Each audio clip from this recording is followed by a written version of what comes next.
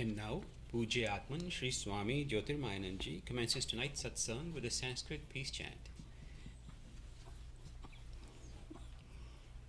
Om Purnamadaha Purnamidam Purnat Purnamudachyate Purnasya Purnamadaya Purnamevavashishyate.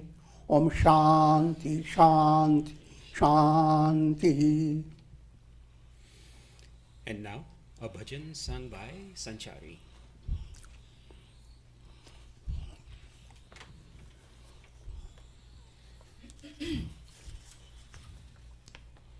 जय गणेश जय गणेश जय गणेश देवा, माता जाकी पार्वती पिता महादेवा। जय गणेश जय गणेश जय गणेश देवा, माता जाकी पार्वती पिता महादेवा। एक दंत दयावंत चार भुजाधारी, एक दंत दयावंत चार भुजाधारी। माथे सिंदूर सोहे मूस की सवारी, माथे सिंदूर सोहे मूस की सवारी।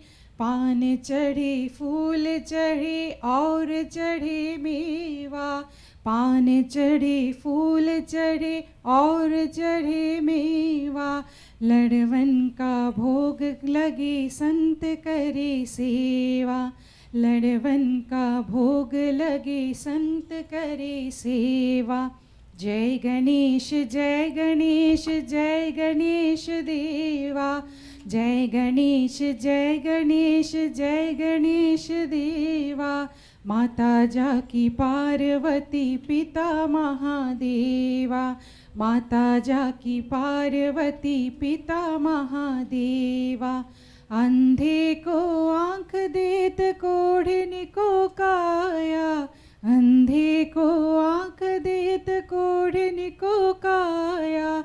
बांझन को पुत्र देत निर्धन को माया, बांझन को पुत्र देत निर्धन को माया। सूर्य शाम शरण आए सफल कीज सेवा, सूर्य शाम शरण आए सफल कीज सेवा। माता जाकी पार्वती पिता महादेवा, माता जाकी पार्वती पिता महादेवा। जय गणेश जय गणेश जय गणेश देवा, माता जाकी पार्वती पिता महादेवा। जय गणेश जय गणेश जय गणेश देवा, माता जाकी पार्वती पिता महादेवा, माता जाकी पार्वती पिता Mahadeva.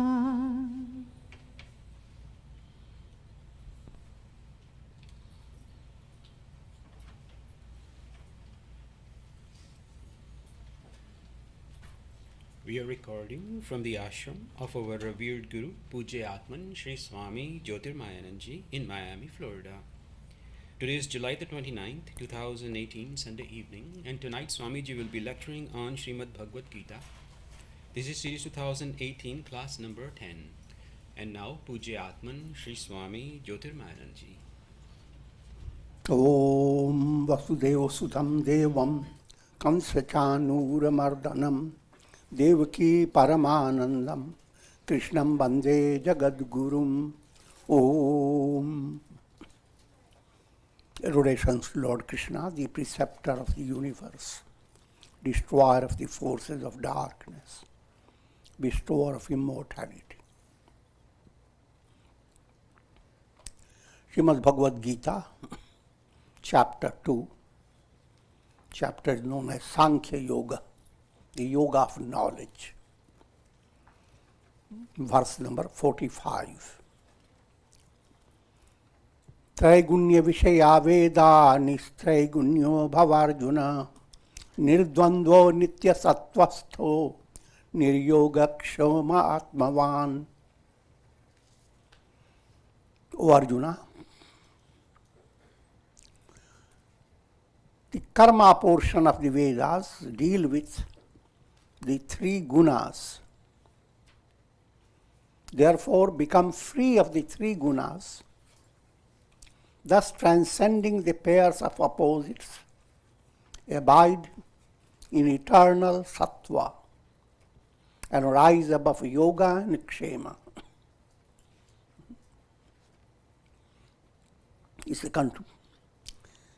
The whole volume is condensed into this verse. So try to understand every step of it. First, nirdvandvo bhava.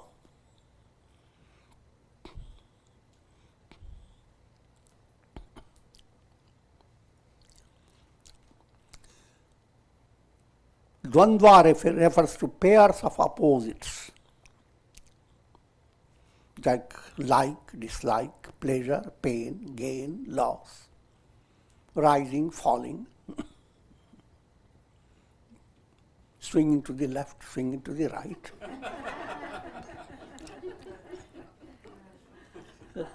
Going up and going down.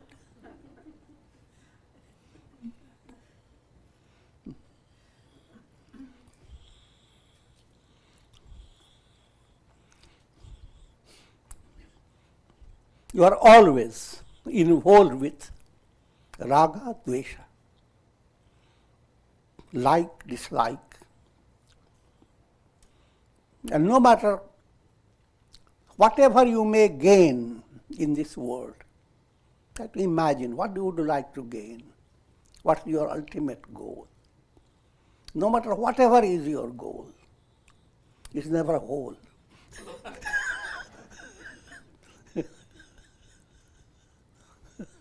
Because by the time you got to the goal, you don't know where your body is. It's going to retire. What challenges you are facing when you have attained the goal? How long can you keep it? In simple words, no matter whatever you have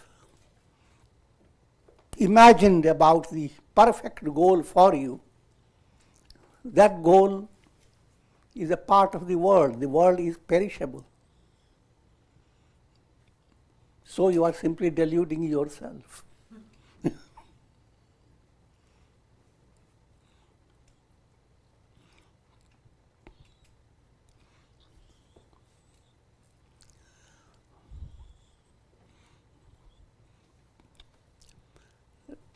Leading to simple understanding that mind is the cause of bondage and release.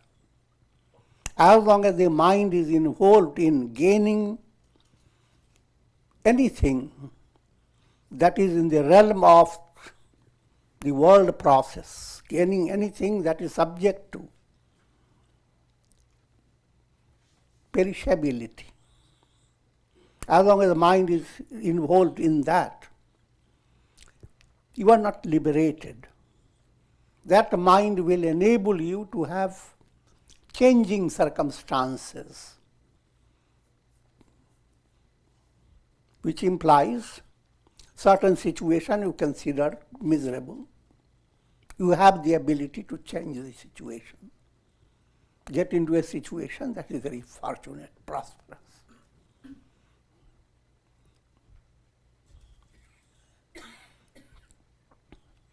Gain and loss. But you are not free of that impact of raga and dvesha, attachment and hatred, or all the pairs of opposites, going up, going down. You are never free of it.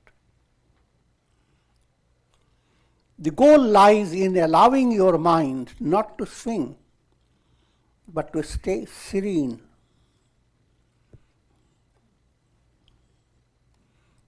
And there lies the whole mantra of a spiritual movement.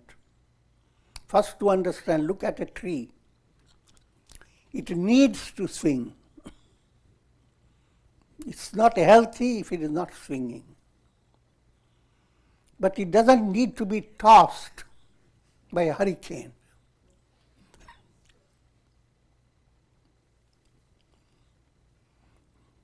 If your swinging does not shake you out of your route, then you are perfectly okay. Then that quality is called serenity. You allow the mind to move this way and that way, but don't give too much value neither to pleasure nor to pain.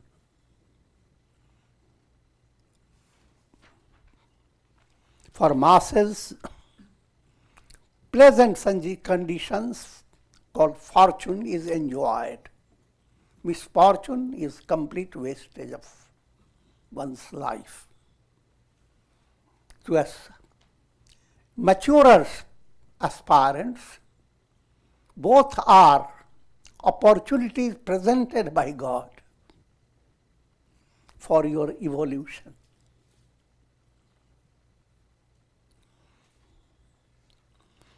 Prosperity, instead of inflating your ego, should make your ego humble. Adversity, instead of creating sorrow or profound negativity in your mind, enable you to develop a kind of challenge. If you are a mountaineer, climber mountains, and you have climbed many mountains, someone shows you a mountain that is much bigger than all you have climbed. And says, you will not get any more recognition or popularity unless you do this. If he is a heroic mountaineer, he says, a wonderful opportunity you have given to me. I will show you. I'm going to climb this mountain. So adversity is challenging your inner strength. That also is an opportunity in your life.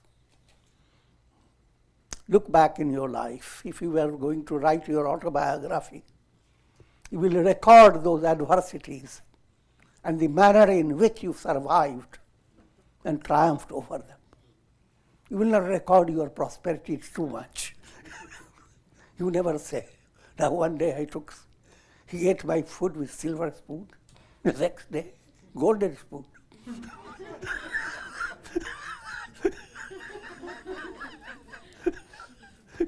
Nobody is interested in that type of biography.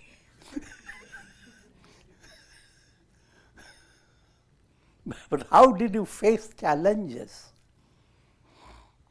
What led you to survive? There lies your strength. And that strength will not come to you unless that challenge has come to you.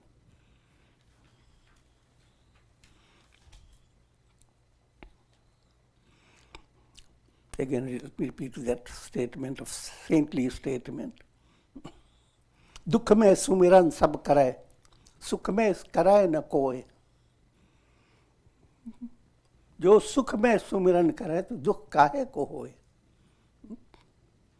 I think all of you understood it.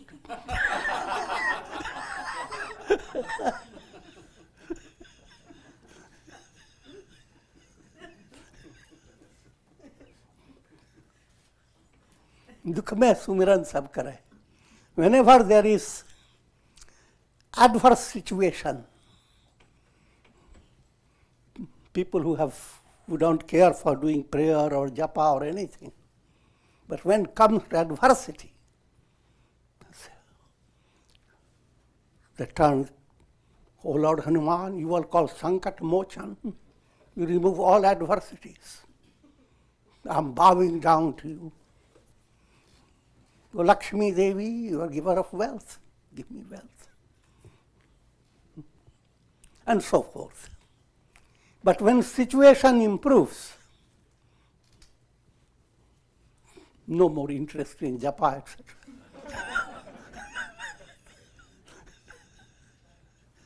Japa is repeating mantra. So only during adversity, people begin to talk about God His power, His grace. But when adversity moves away,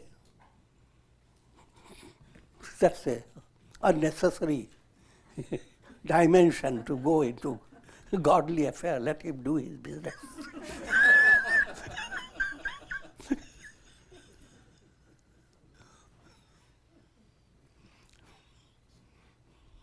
But if you were to utilize prosperous situation for your Godward sadhana, first point must realize when you are in prosperous stage, then when you are doing japa, you are enjoying it. Every mantra you repeat, you relish it, and you have freedom to imagine God is with you, His grace is showering over you. But if you have adversity, you can't imagine all that. You have a headache and a mantra in your hand.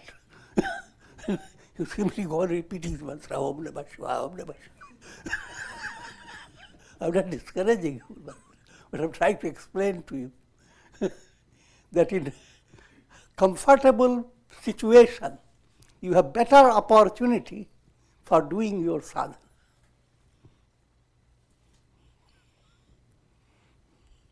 So if you do that, utilize your good moments for profounder movement, enrichment.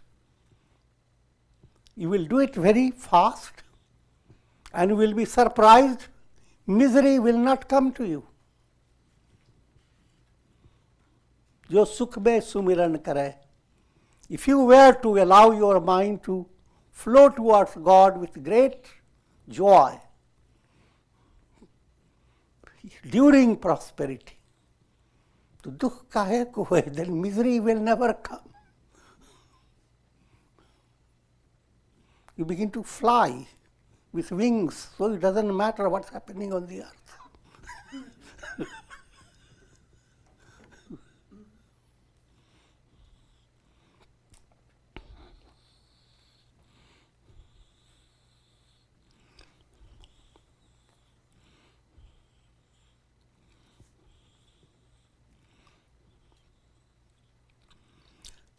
Let me go back to other details. Traigunya Vishaya Veda.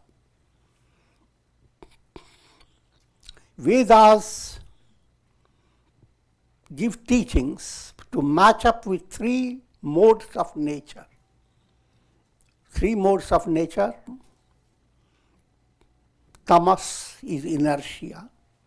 The Rajas expresses through your mind in the form of distraction.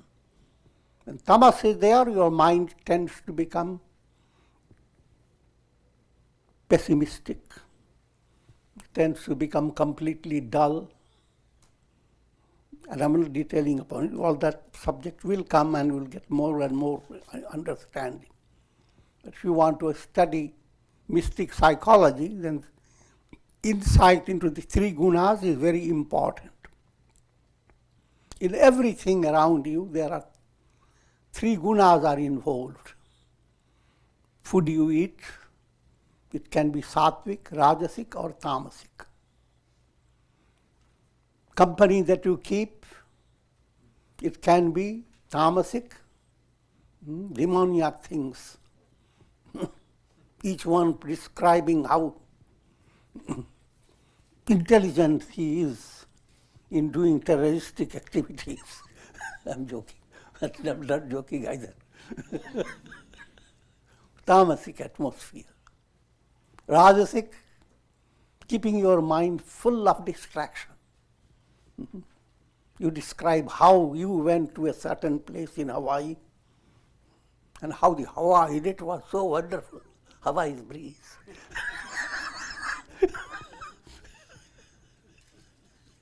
Another describes how wonderful it was somewhere in the eastern Far East, Java and Sumatra and others. How wonderful it was. And you go on hearing all this whole company of 60, 70 people all talking about this and that. I'm giving you kind of a broad That's called Rajasic association. You end up with nothing.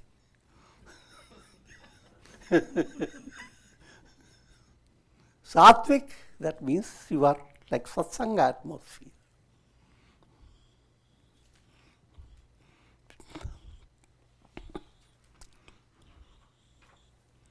And Vedas give insight in every level of your personality. If you are very tamasic, how to get out of that situation, how to utilize it.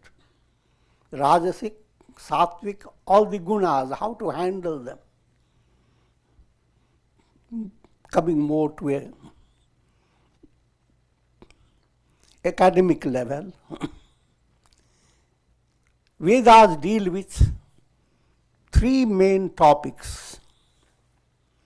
First topic is karma kanda, ritualistic involvement. Allow your life to follow a certain ritualistic pattern in order to secure your prosperity, etc., called karma kanda. How to improve your karmas.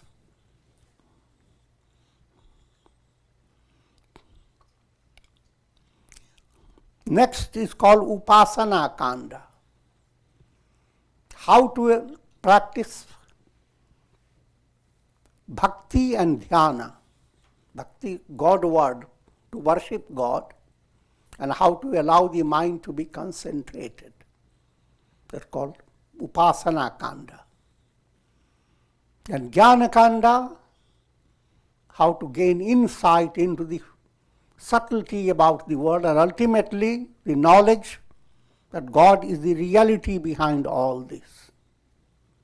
These three khandas, when you study in early stage, they leave you with certain ritualistic activity.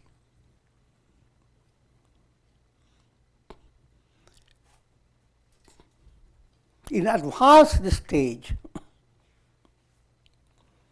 Vedas do not stay limited to karma kanda. That is to say, you don't turn to Vedas only for knowing how a particular deity is to be worshipped with what type of ritualistic details.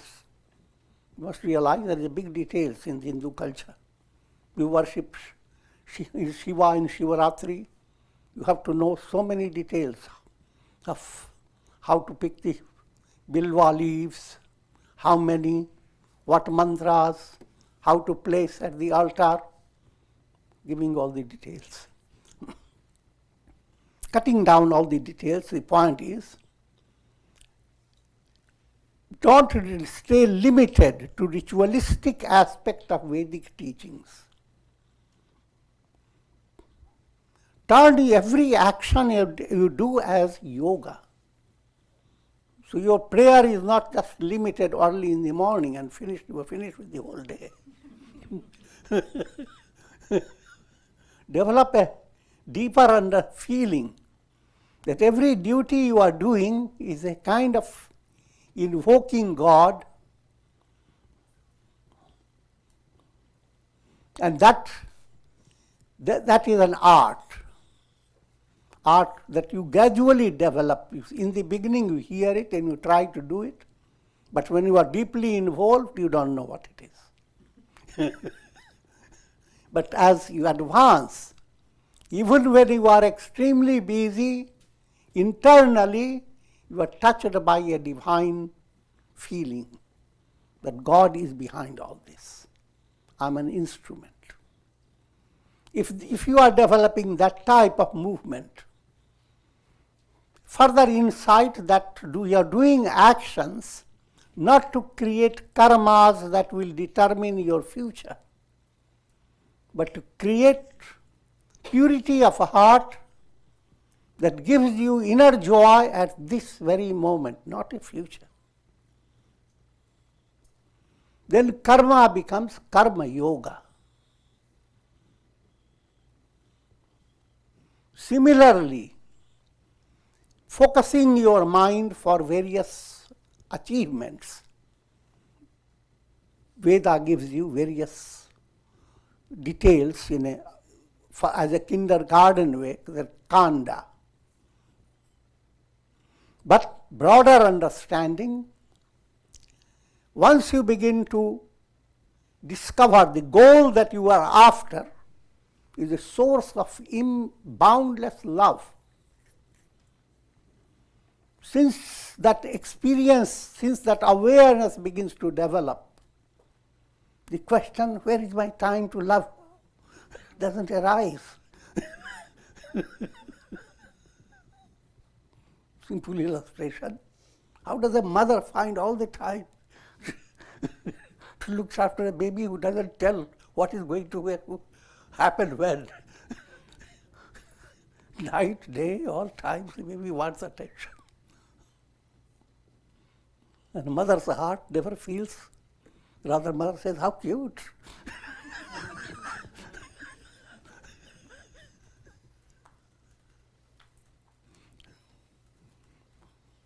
So, if that type of understanding develops, your sentiments turn into bhakti yoga. God is love. And you are experiencing flakes, shining flakes coming from the divine love in your heart. Little by little, you move toward. Every time you do good deeds, you get a touch of divine love. And if that becomes your focus, then you enter into bhakti yoga. Bhakti yoga has become a part of your life. Dhyana yoga, mind begins to focus. But focusing of the mind in the beginning is, among many things, you are focusing on one particular topic, one particular project. In advanced state, think of the ocean. There are lots of waves. You sit by the ocean, you can focus your mind on any particular wave, or allow your mind to see the ocean. And all the waves are speaking of the glory of the ocean. At first stage, you have so many things to focus your mind on. Another stage, there is only one thing to focus your mind on, without losing all things. That change occurs. God is the ocean behind all things of the world. The Godward movement becomes the highlight. Then you are practicing dhyana. Dhyana yoga develops in you. And finally, jnana. Jnana comes, knowledge comes to you through Vedas, first theoretically. All this is Brahman. This whole world is called prapancha. 5 ingredients go to form the world. Sat, Chit, Ananda. First, every soul, even the smallest of creatures, they believe in existing. That's called existence. Sat. They believe in knowing. Even an ant wants to know, where is the sugar?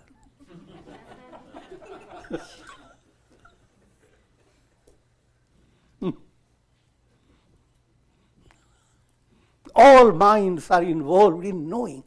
And that's what the whole world is constantly exploding with news, because you want to know. The astronomers are giving you the news of they have found a lake in the Mars. Now they're waiting to find if there is any fish in it.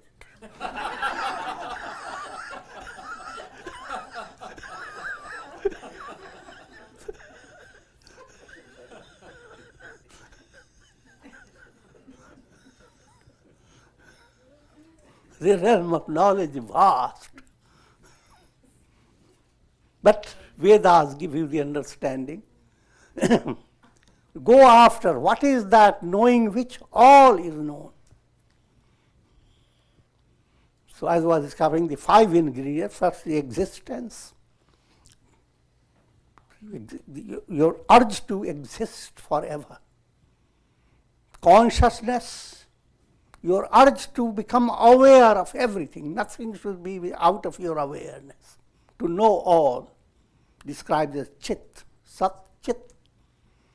Third, everyone wants to be happy.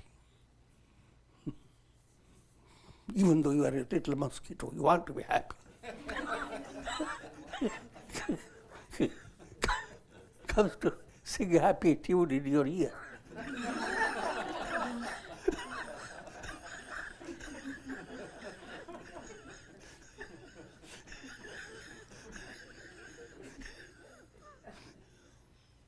Ananda. Satchit Ananda. But 2 things veil all the 3, name and form. Mind in every individual, led by karmic process, which is a kind of maya, a kind of hypnosis, a magic. Mind has created its projection in 2 ways. A concept and an external achievement in the realm of senses. Let me dramatize it. Say, for example, you want to build your home. In your mind develops a concept, this is the type of home I want. You have first a mental concept, but you can't live in that. Now you bring that concept in your practical world and you see the whole things, foundation laid down, the house built up, and everything is done. And then you develop the idea, oh, this is my house. When you say this is my house, it's a blend of 2 things. One is a practical reality, another is your mental concept. So these 2 points are projections of mind created by illusion. When the 3 and 2 mix up, that's called prapancha. Every soul is trapped by prapancha. So no matter how trapped you are, your deeper reality is Satchit Ananda. And a simple experience you have every day, when you go to sleep, the world of name and form moves away from your mind. At that time, you don't have the awareness of even time. Not even the awareness of your ego that you loved the whole day. Not a single thing you do without your ego behind it. That ego is not there. And you never come up with a complaint when you wake up that you lost everything. What creation God has done. He deprived me of everything. No, rather you say, I'm so peaceful, slept soundly. And when you look into the eyes, what else? I knew nothing. With great pride.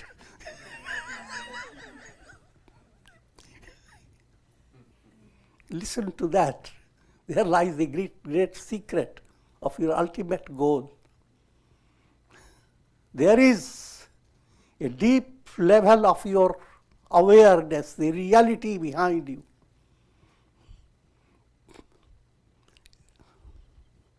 And that reality is not affected by whatever your mind goes on showing to you or presenting to you. Mind is creating a drama. Just like even in a cinema show, all the show is projections. But while projections go on, screen is never lost. It is always there. And from a screen point of view, all your drama means nothing. Similarly, your deepest level, when you sleep, is kind of a screen. You are coming close to the screen, but not in a profound way. Otherwise, you will attain enlightenment.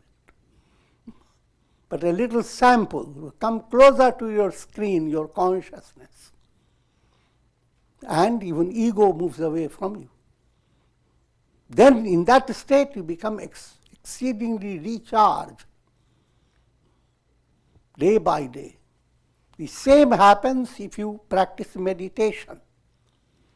Deep meditation, which is known as samadhi, is a positive counterpart of sleep. Bring without sleeping, come to that state of peace that it dismisses ego itself and goes beyond, leaves the awareness of ego completely away from you. These are not very difficult things to understand. It happens in everyone's life, maybe momentary sometimes. There are times when you have sense of fulfillment. At that time you become calm. In that calmness, a mystic sleep has enfolded your mind, pointing to the highest goal where there is supreme samadhi.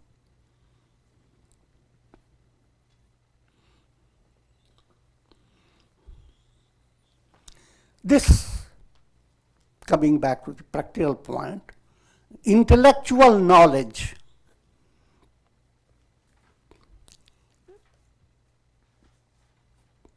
maturing into intuitional knowledge. That's called Jnana Yoga. All your intellectual knowledge is geared towards understanding who am I. And in such a way that you do not stay with limited intellect. Intellect becomes intuitional. That power is there in everyone's intellect. The masses, they use their intellect without allowing the intellect to go into a process of transformation. Intellect is like caterpillar with 1,000 legs. I mean, ordinary little legs. Intuition is like a beautiful butterfly coming out of it. Big change between the two. Intellectual understanding is one thing. A deep heart-based understanding is another. And these two also exists in every individual. But you become more aware if you follow the yogic movement, which is based on experiences of so many great sages and the whole philosophy behind it. That's called Jnana Yoga. So, Traigunya Vishaya Vedas. Vedas present all the three gunas and all the details about it, and also give you how to attain moksha, liberation. But don't stay with that three gunas, two aspects of the Veda. That Veda aspect that is giving you how to gain prosperity in the world of three gunas. Come to that last aspect of Veda, which is called Vedanta, culmination of Veda, where all the three gunas are to be cut out from you, emerge free from the world of the three modes of nature. Another word is Triguna-atita. Transcend the three gunas. That's the goal of life.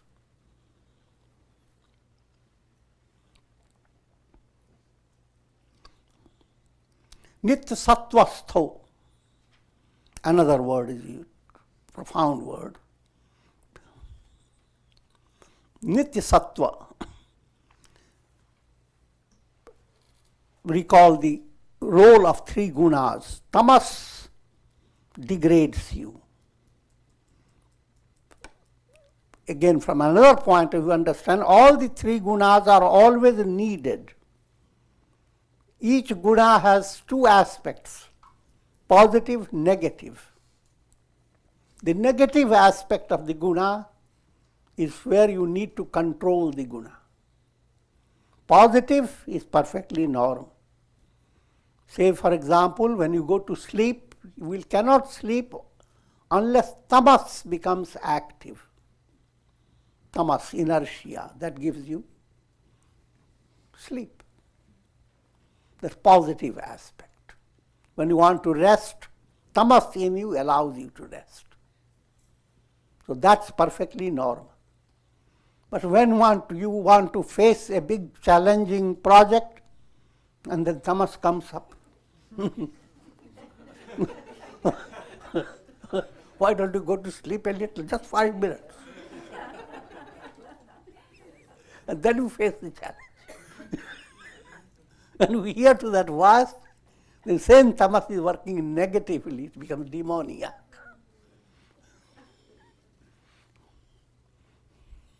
So when we talk about controlling all the gunas, the negative aspect of all the three gunas.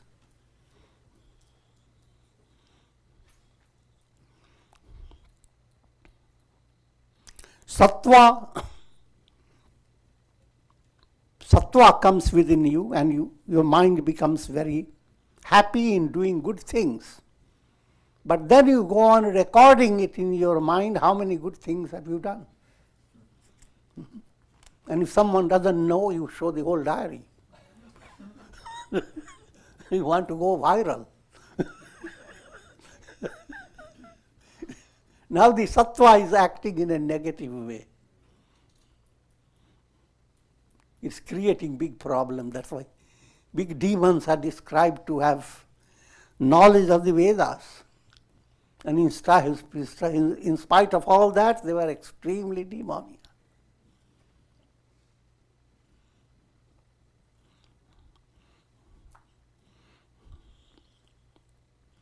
Nitya sattvastho. That sattva in you should become profoundly powerful. This is presented in Ramayana, the role of Vibhishana. 3 brothers, they represent 3 gunas. Kumbhakarna slept for 6 months and woke up for only 1 day. Ravana is Rajas. Any idea that came into his head, he had to consult 10 heads. One head said the idea in one language, another head said it another. And with 20 years, I'm talking about why, years. So every little thing comes to your mind and you have 10 heads to work with it, 20 years to listen to it. That's Rajas, called vikshepa, distractions. And Vibhishana is sattva. Sattva that has a harmonizing force. In the beginning, it goes on harmonizing with Ravana and Kumbhakarna. As long as sattva is not outstepping, going stronger than rajas and tamas, that sattva in you is good, but not good enough. Good, it will keep you in human embodiment. You can move from one human embodiment to another human embodiment, and you can go on moving. But that is not the goal of life. Going through another life, going or chasing after the same illusions, that's not the reality, not a healthy vision. But in Ramayana, there comes a time when Vibhishana, sattva, is kicked by Ravana. Ravana doesn't want him anymore. Vibhishana cannot harmonize with them. When sattva comes to that stage, in other words, if your sattva allows you to be linked to God within yourself. If sattva is leading your soul to Godward movement, that sattva is not liked by rajas and tamas. There becomes a separation. And that sattva now will never go back to that Ravana, Kumbhakarna level in their realm. Then it's called Nitya Sattvastha. It has joined God and stays with God.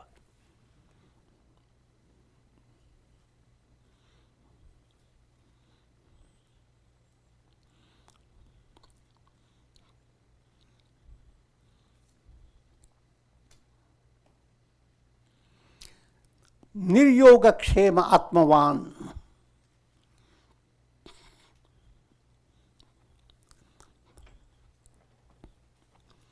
Word yoga and kshema.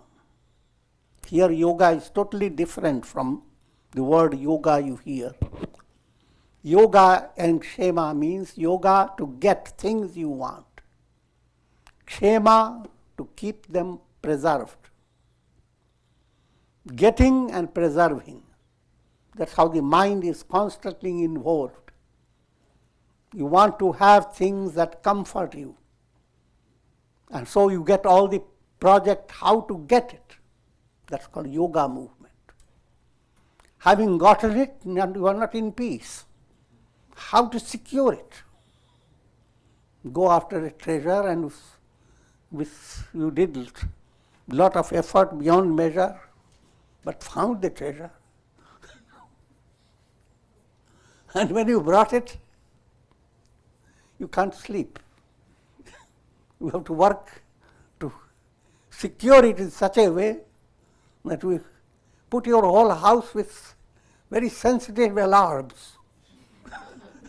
So if a squirrel jumps, an alarm goes on. I'm joking to give you a broad understanding.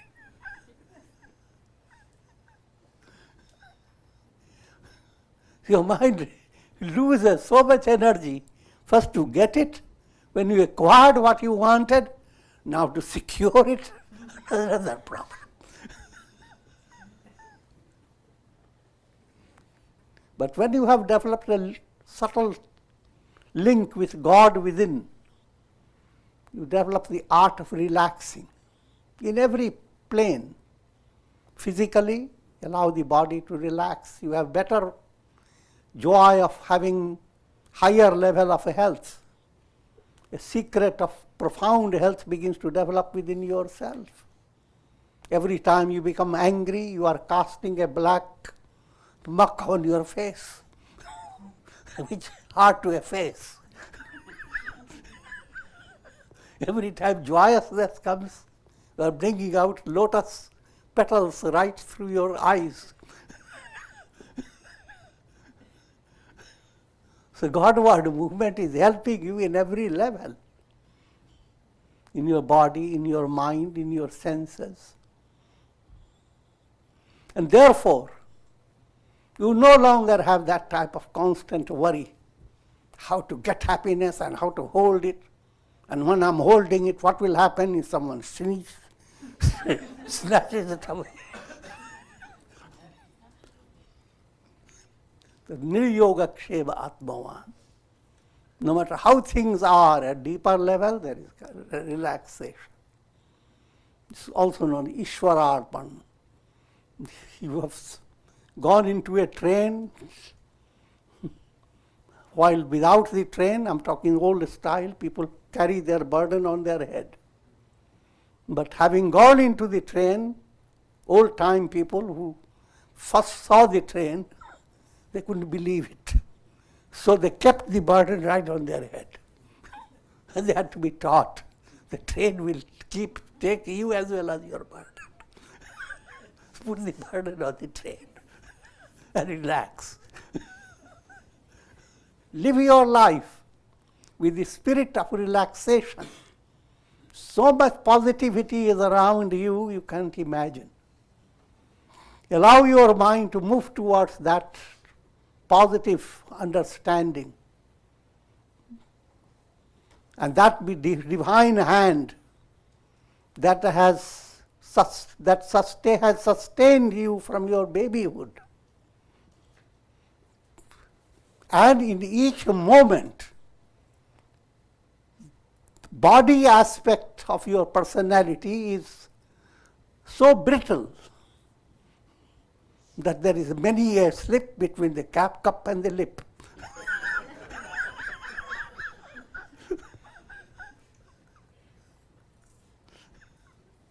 But behind all that, there is a divine whole set that goes on sustaining you.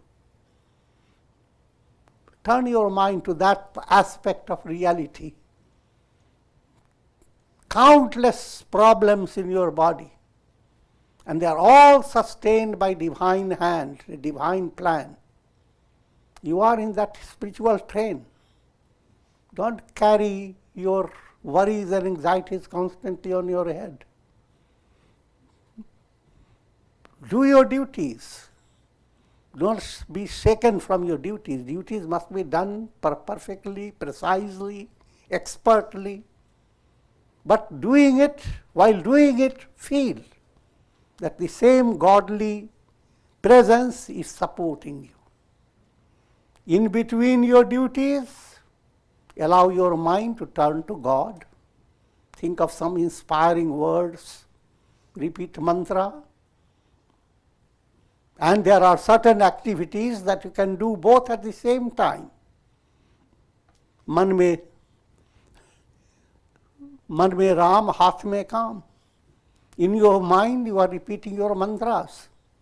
In your hand, you are spinning whatever work comes. Both can go together.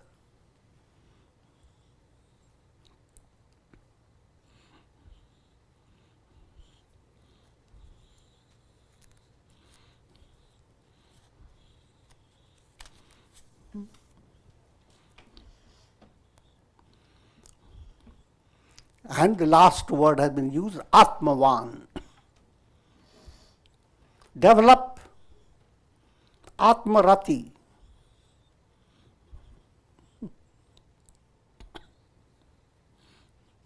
I have a joking way of saying.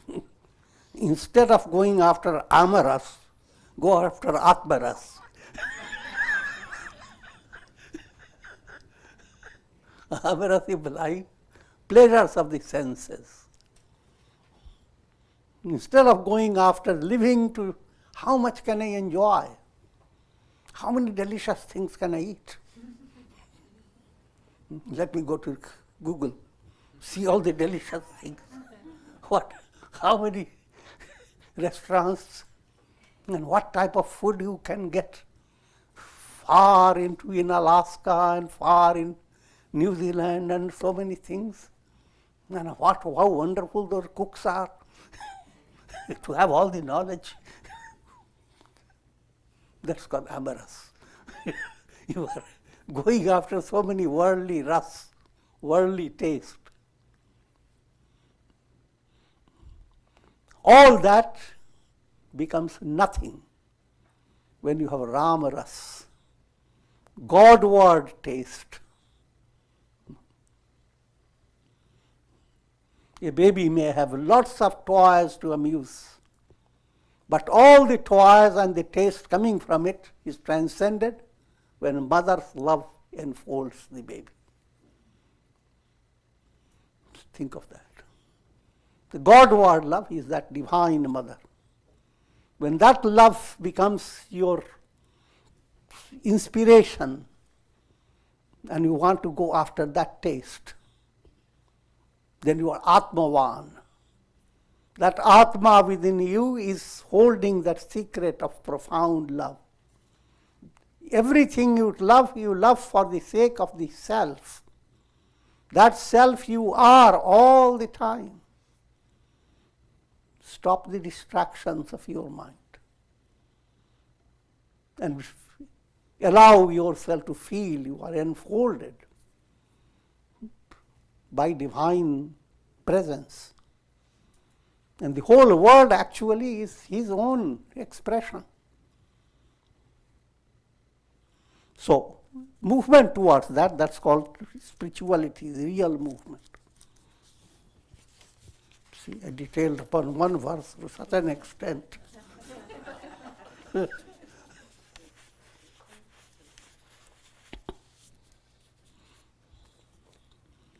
यावानर्थ उदपाने सर्वतः संप्लुतोदके तावान सर्वेषु वेदेषु ब्रह्मणस्य विजानतः. For the knower of Brahman, when you attain enlightenment, it's called you have known Brahman.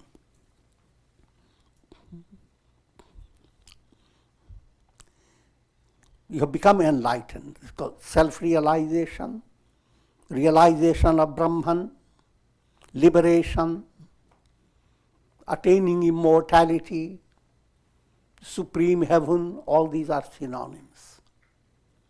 That's the goal of life.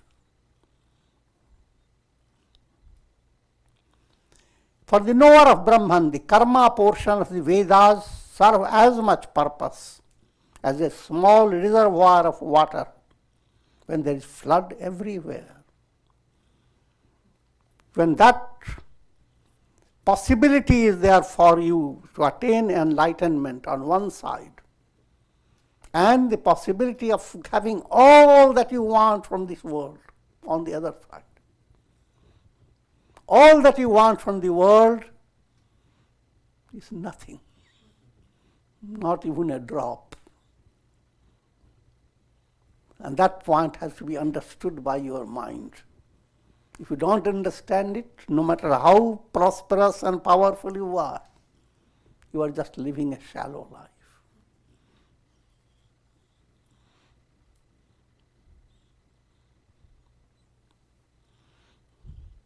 So that movement towards Godward joy called Bhuma, infinite joy, and keeping yourself in the realm of expecting happiness from the world, hopping from one situation to another. That's one side. This entire movement is called alpam, little, going after little. In English language, little means nothing.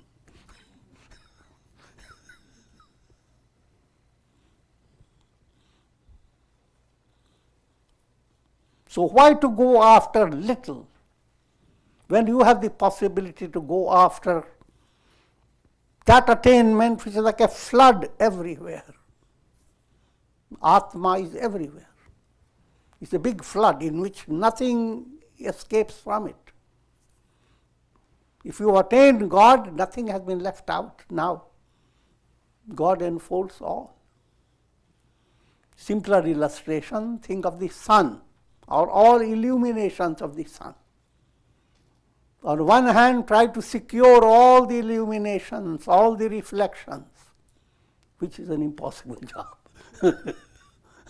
And is a job of illusion. And try to understand the sun. That understanding and revelation of the sun is Bhuma, is boundless. That's the reality.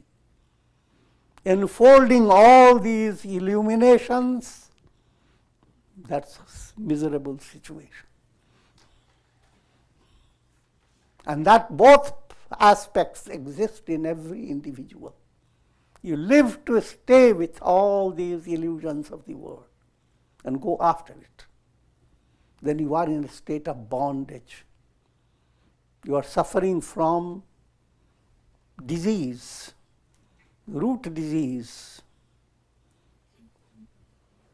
Its name is avidya, ignorance. It's worse than cancer, worse than any disease that you know of. All diseases arise out of ignorance. Live to be cured of this disease. And the cure lies in realizing who am I. So with this I'm going to conclude.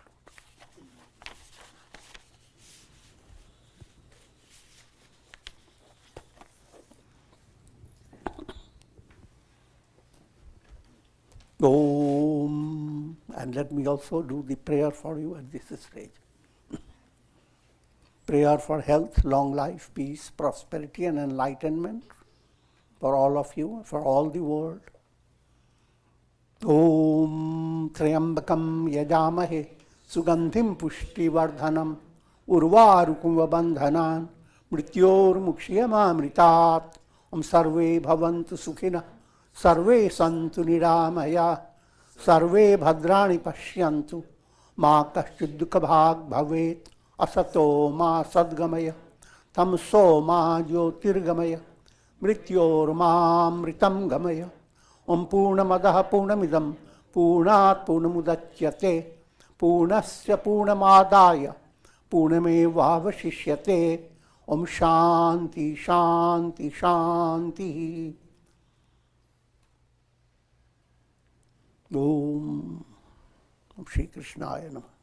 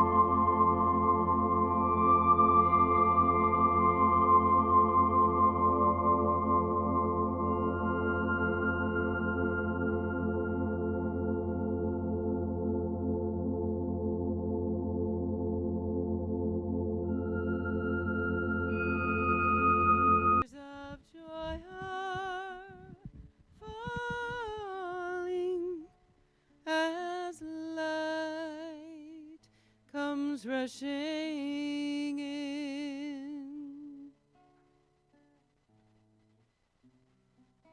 Waves of love enfold you as you let all be done by grace.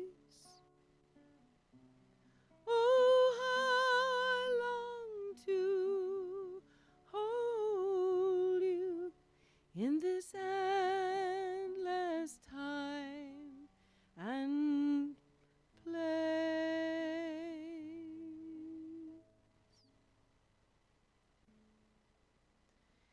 Here the heart is calling, and now you won't deny.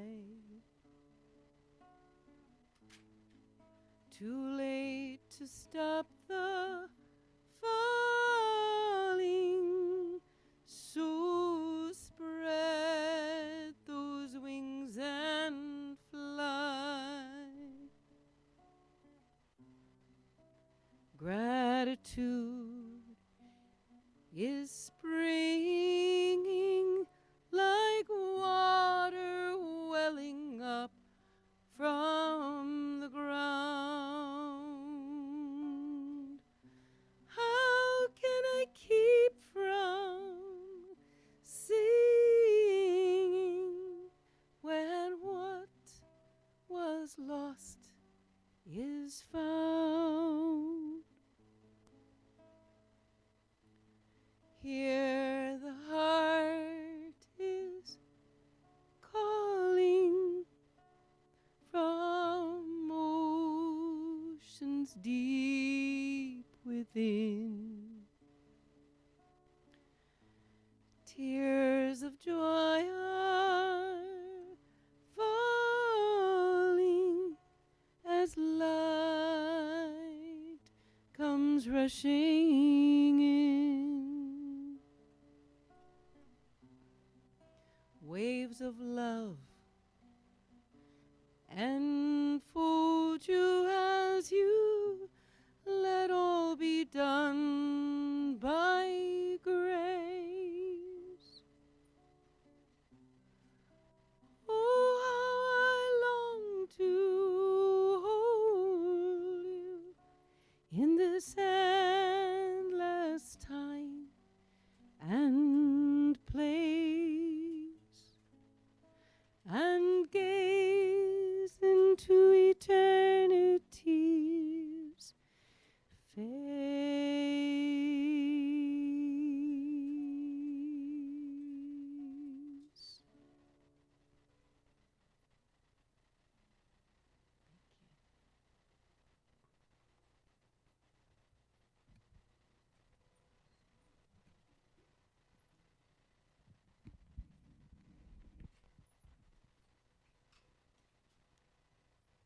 And we thank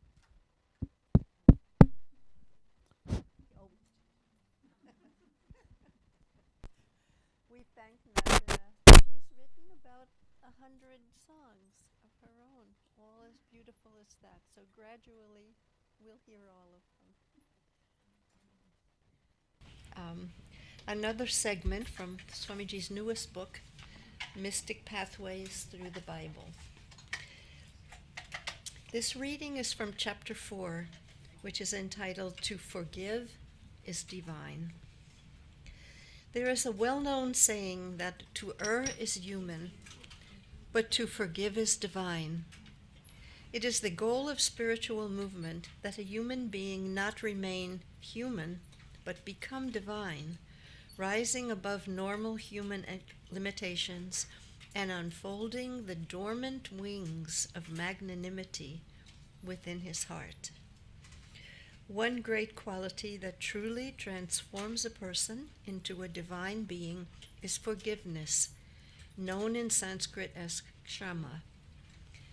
This is Shama without a K is serenity. Forgiveness in Sanskrit is K-S-H-A-M-A, Kshama. To become forgiving in nature You do not have to forcefully plant the virtue within your heart. You need only clear away the impediments that prevent your inherent divinity from unfolding and expressing itself. The soul in its essence is the embodiment of all virtues. Virtue is intrinsic, while vices develop because of obstructions that obscure one's essential divine nature.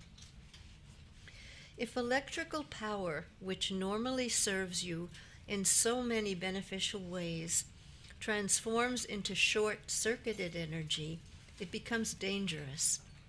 In the same manner, if the natural energy of the soul that spontaneously expresses in the form of virtuous qualities becomes short-circuited, it manifests as negativity.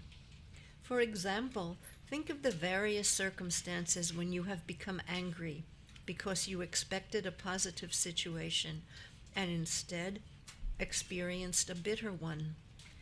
That anger developed because of your misunderstanding of that experience and how it could benefit your spiritual growth. As a result, your energy became short-circuited. In the scriptures, negative qualities are represented as demons, positive qualities as gods. These two are in a constant battle. The heavenly world is never at rest. In the Mahabharata, when Krishna beheaded the terrible demon Shishupal, a light emerged from the body of Shishupal and melted in Krishna.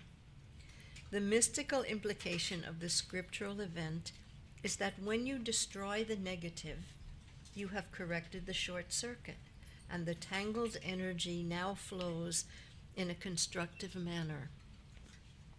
When the scriptures urge us to unfold divine qualities and control the negative ones, this does not imply that we should become incapable of such feelings.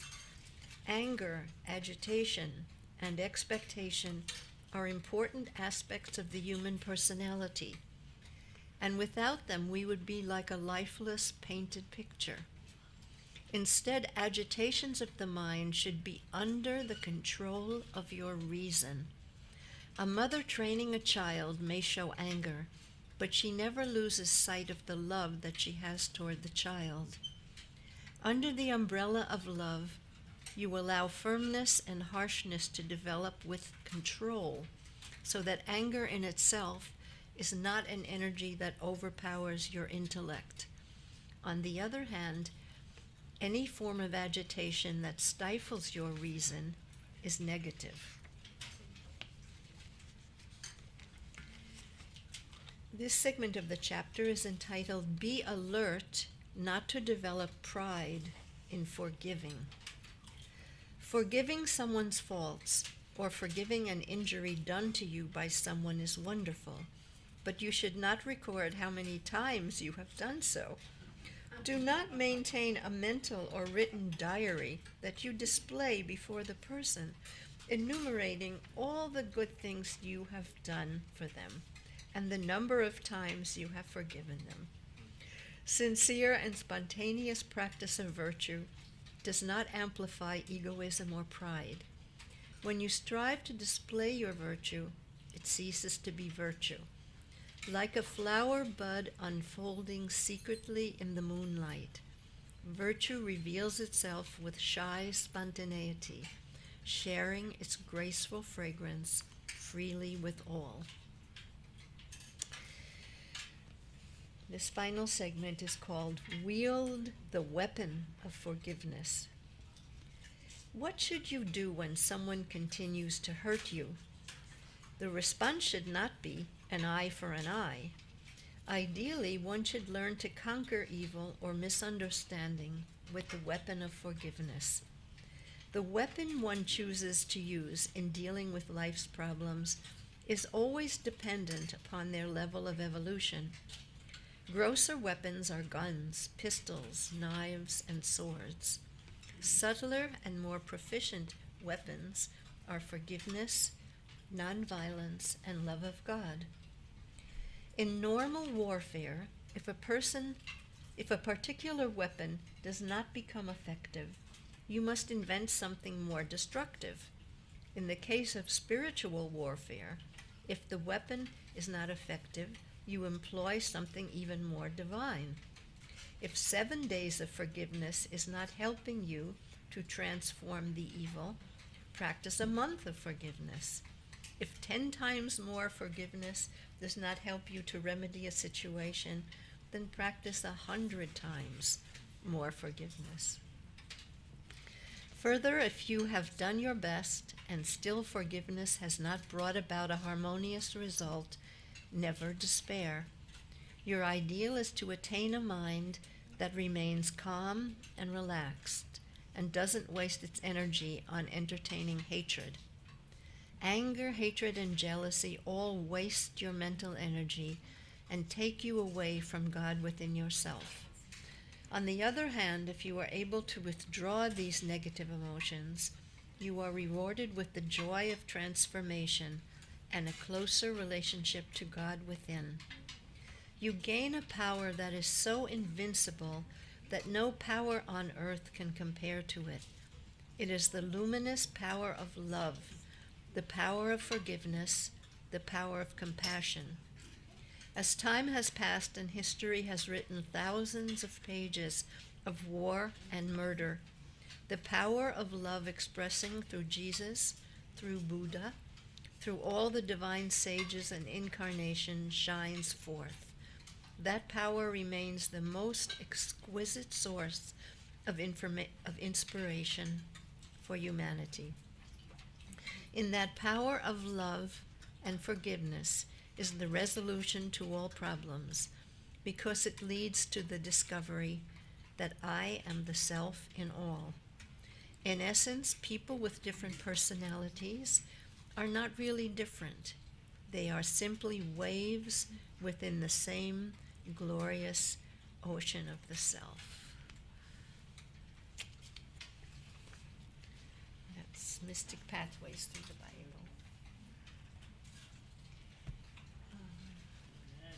I'm looking for Ganesh.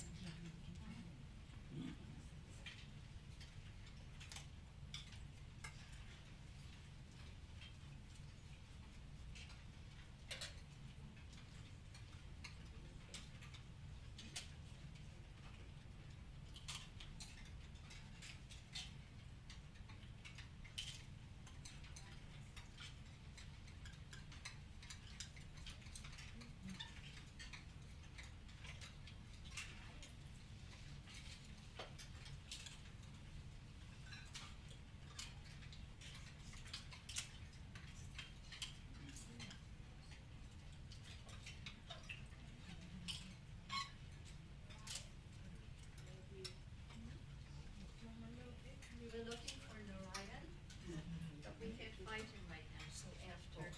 He just became an uncle. A new experience.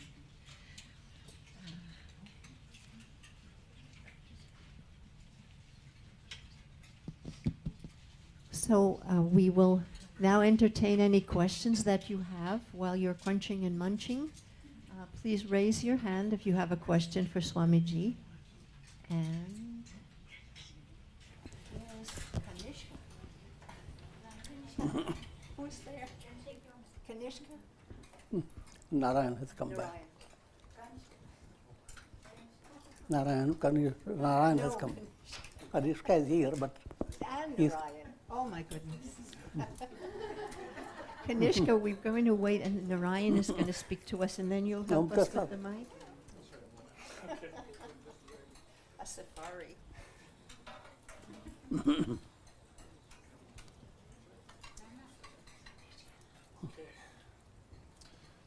Om Tat Sat, Swamiji, Pranam, and Om Tat Sat, everyone.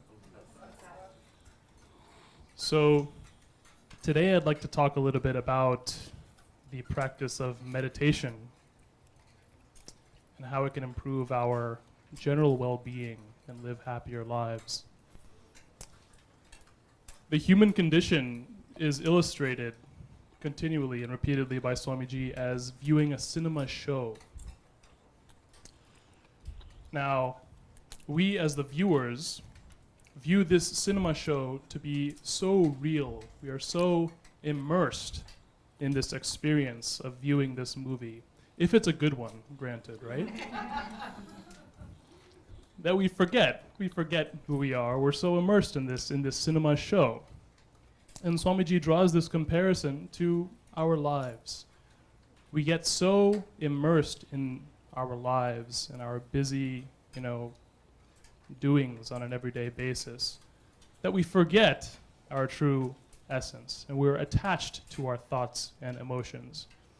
Now, we humans have developed cognitively to such an extent that we can think thoughts and feel emotions, but we can also know that we are thinking thoughts and that we are feeling emotions. Right? This is what differentiates us from other animals. Right? We can actually be conscious that we are thinking and conscious that we are feeling. So back to this analogy that Swamiji draws repeatedly of this cinema show. We view this cinema show, this movie, to be a continuous display of projections onto this screen. The screen is symbolic of consciousness, and the projector is symbolic of our minds. And the actual individual frames that are projected on the screen are the individual vrittis, or thought waves. So we're unaware that the screen is the true reality. We view this movie, this story, this dream, this long dream, as it's called in Vedanta, to be the reality. And that is what brings us pain and suffering, right? We're so conditioned by the pairs of opposites, as Swamiji elaborated on today. Our conditioned minds attaches to these opposites, love and hate, attachment and hatred, without observing life as it really is. So the practice of meditation is the technique of slowing down this movie to actually be able to discern each and every frame that is projected onto this screen. The human eye, played at regular speed, cannot discern that many different projections are being displayed on this screen. But when slowed down, we can actually discern that it's not a continuous stream of projections, but it is individual projections that are being projected one after another to create this show. So if we were to just be cognizant of this fact that we are not attached to our thoughts and our emotions, we are able to slow down our minds to see the world as it really is, to see the actual screen behind all of these projections. And that's effectively what meditation is. And that is what yoga is. It's to be cognizant of the fact that this misidentification to this ego principle, which is also a frame that is being projected onto this screen, is not the reality, because it is a thought wave and it is emotion. We are separate from our thoughts and emotions. The true thinker of thoughts and emotions is that immortal self. It's that pure awareness. It's the screen. It's the substratum onto which all projections of the mind are projected. And through the process of integral yoga, through doing our efforts, our everyday actions with a spirit of surrender to the higher God, cultivating higher and positive emotions, cultivating willpower through the practice of concentration, meditation, and the study of the scriptures, or the study of ourselves through jnana yoga, we can come to this tremendous and profound understanding of who we really are, and will live to be a beacon of knowledge and carry on the ancient teachings of the past, which Swamiji does on a daily basis. And that's it for today. But next week we'll be continuing with the Kena Upanishad series, and with Swamiji's blessing. Okay. Thank you. Good news.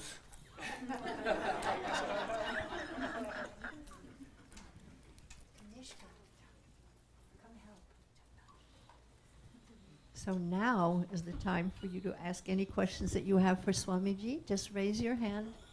And our Super Kanishka will bring you the mic. Remember to speak into the very tip of the mic. That's the part that's most active.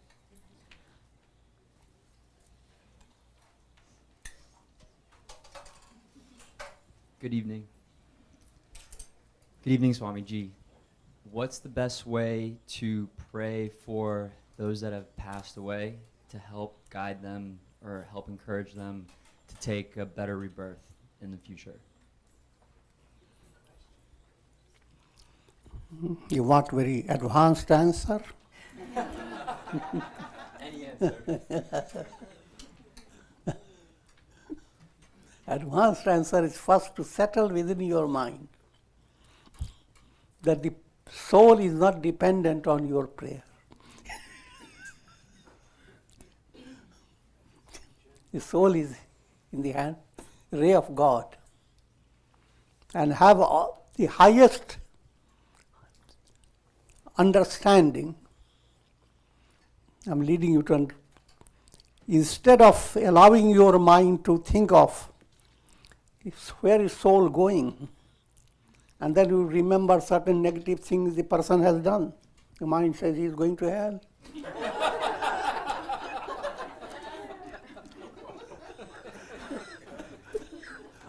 Now you pray, oh God, please save him from hell. That's childish, kindergarten. Real prayer. Oh, see the soul of God, soul of the person, enfolded by God. God, all love. And the soul is enfolded like a mother enfolding a baby. And to pranam. If you do that, that's the highest prayer. Thank you.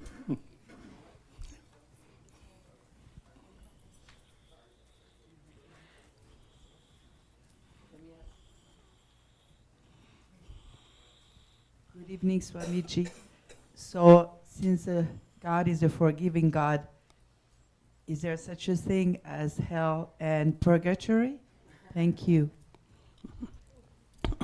You don't have to wait for hell. Eh? The world gives you hell every day.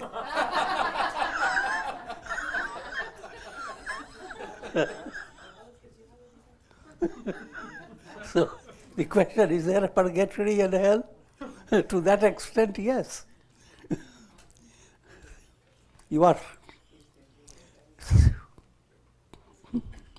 You experience joy and sorrow, pleasure and pain. Pleasant experience in its more intense form is described as heaven. Painful experience in its intense form is described as hell. And you have always heaven and hell in your life. If you want to have more technical understanding, after death,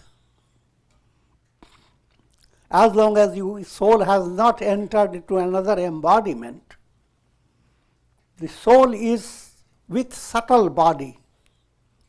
The mind, emotions, all are there with the soul.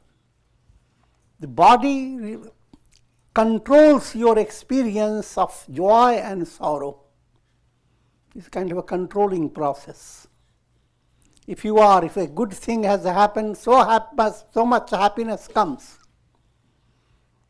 If you don't have inner control, your heart will fail.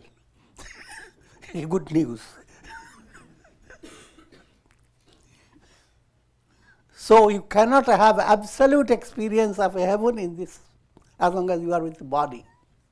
I'm not talking about heaven as liberation. Talking about the stage of having immense joy. As a human being, you are not capable of experiencing immense pleasure, nor are you capable of experiencing immense pain. God has designed your body in such a way that it restricts. If pleasure goes beyond limit, you begin to develop kind of fainting state. pain becomes intense, again you begin to faint.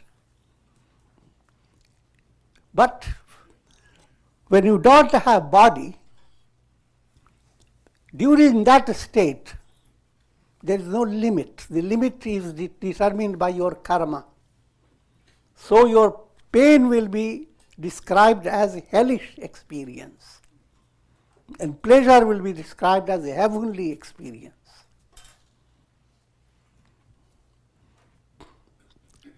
But no matter how much you stay without body, that again determined by your karma, you have to come back into embodiment. So heaven and hell play their part as long as you are bonded with the world, as long as you are subject to karma and embodiment.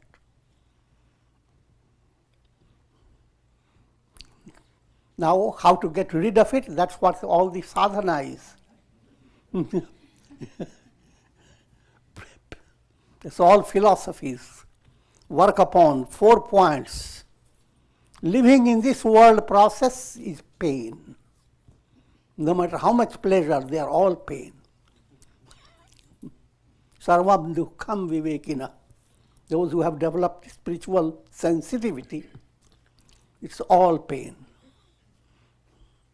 Not to be dejected about it. It is a pessimistic language. It's highly optimistic. Now, the next point, there is a cause for pain. That cause is, you have to understand, the first cause, you are embodied. The embodiment is due to karma. Karma is due to your mind swinging to attachment and hatred. That creates karma. And behind that, egoism is there. And egoism exists in you because you do not have the clarity of understanding the difference between real me and the ego me. The difference between, just like a man has a monkey, he loves the monkey so much that each time he wants something, he looks at the monkey. Is it good for me? I'm joking. When they lose, that's the stage of unenlightened state. The real I am is always with you. But when you turn to that I am, the ego stands out with raga, dvesha, attachment and hatred. With 2 paws gripping your neck. And that discrimination is not there. And what's the cause of that? Called ignorance. So, out of 4 points, pain is that is what your life is meant, how to remove pain. That's the whole project. The whole world experience is pain. Cause, I've described, ignorance. What is the remedy? Hanopaya it's called, remedy for removing ignorance. That's all the sadhana. In yogic terminology, 8 steps, yama, niyama, asana, pranaya. Or in all religions, all that you practice in your life, practice of religion in life, that's the sadhana. What's the goal? Goal is liberation. Liberation, that I am emerges. Liberation is not making something different, but revelation that behind all the illuminations you were after, the sun was always full. Behind all the happiness and all things you are after, the I am in you has been simply smiling. That I am has not altered, neither this way nor that way. That I am you are. Cinema shows goes on, lot of rain and earthquakes. The screen is always the same. That's called moksha, liberation. Remember these 4 points. See, there is pain, there is a cause of pain, and there is a method of removing the cause. And finally, end of pain. And that's it.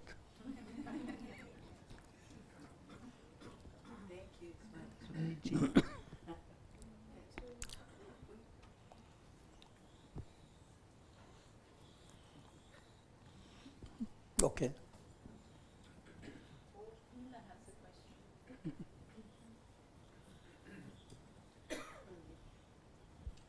That's Swamiji. At the risk of going back to kindergarten, I've got a question.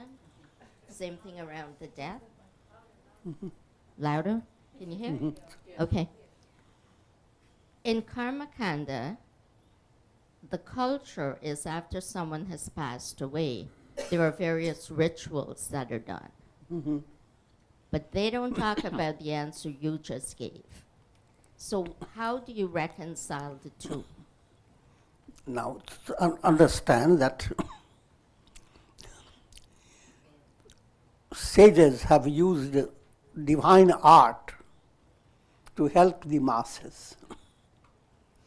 So, the idea that if you pray, the soul of the beloved one will go to higher level is perfectly condoned. It's just like a pill is given with sugar coating. You taste it, sugar. It's wonderful. Take it.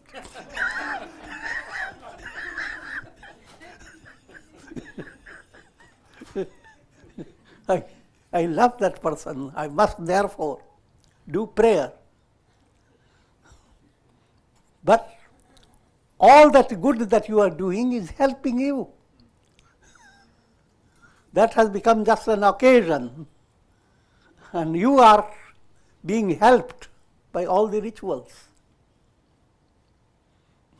And that type of thinking, does this ritual reach him? In kindergarten level, yes.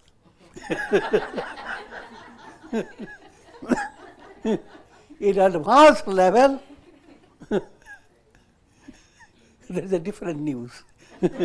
Advanced level, if the person has done negative karmas, no matter how much good many people have done prayers, not a drop of that prayer will touch him. Rather, in his mind, there will occur another type of visualization that nobody offered any prayer to me. On the other way, if a virtuous person has passed away and somehow nobody offered any prayer, in his mind there will be visualization that even gods and angels offered prayers for me. And they're still offering. How wonderful. So try to understand the advanced level. But don't be discouraged. Any good thing you are doing is not hurting you. Otherwise, what you would be doing? You will be doing, watching the show and watching for the news break. And now you are involved with the deaths. Your mind is working upon it. What happens? You recite Gita's chapters. Vasanse jiranani yatha vihaya. The soul is not affected neither by water nor by air, nothing. Nainam chindandi shastrani. Weapons cannot cut it. By doing that, you are enabling your heart to come to the grip, I am the soul. That's the purpose of the ritual. Thank you, Swamiji.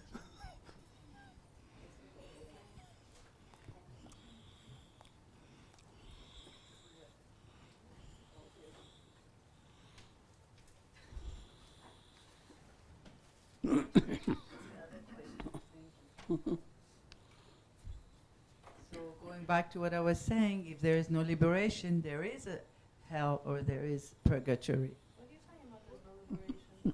I mean, if you have If you have not attained liberation, in simple terms, you are in pain. And pain goes both ways. Even if you are happy, that happiness is not real. You see a person very happy in a bar.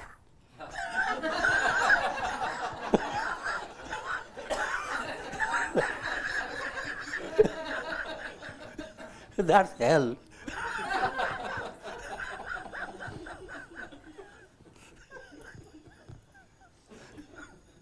Until you are liberated, neither your happiness has value nor the pain. They are just giving you bhoga, karmic impact called karma bhog. You are enjoying the fruits of karma.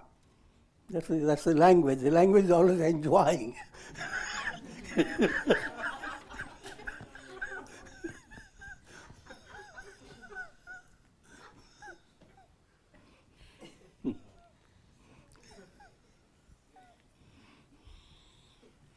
Okay. A quick thank you for those who made your feast possible. Today, so many karma yogis were helpful in frisking about and participating that it's not really possible to thank them all.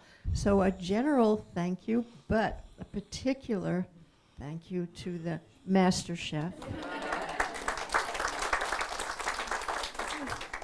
And to Sita, who couldn't come tonight, and to the other dynamic karma yogis who helped in the kitchen this morning, and those who helped Malini with the salad. Thanks for all the wonderful help and the wonderful feast. I thank all those who put them into the mouth.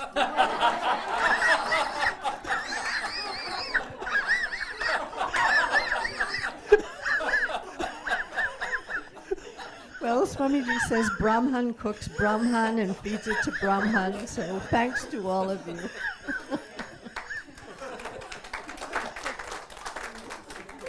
And remember, coming very soon, on Sunday, August 12th, this time starting at 5 p.m., we'll be celebrating Krishna Janamastami. A wonderful celebration, and you'll have more wonderful prasad from Swamiji and more wonderful prasad to eat. And we'll all applaud you. So that's Sunday, August 12th, starting at 5 p.m. And one more quick note. Now, as the months pass and we get closer to January, you'll be getting calendars in the mail. And most of them have wonderful faces of kittens and wonderful faces of puppies and flowers and beautiful scenes of nature. But our favorite calendar at the ashram is,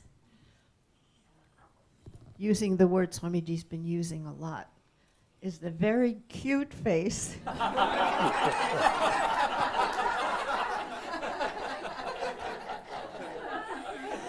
the most cute face that could possibly be on a calendar. And every day it reminds you, this is happens to be July of this year, but the calendar, be alert because it's in process, and you'll be getting, it'll be available to you.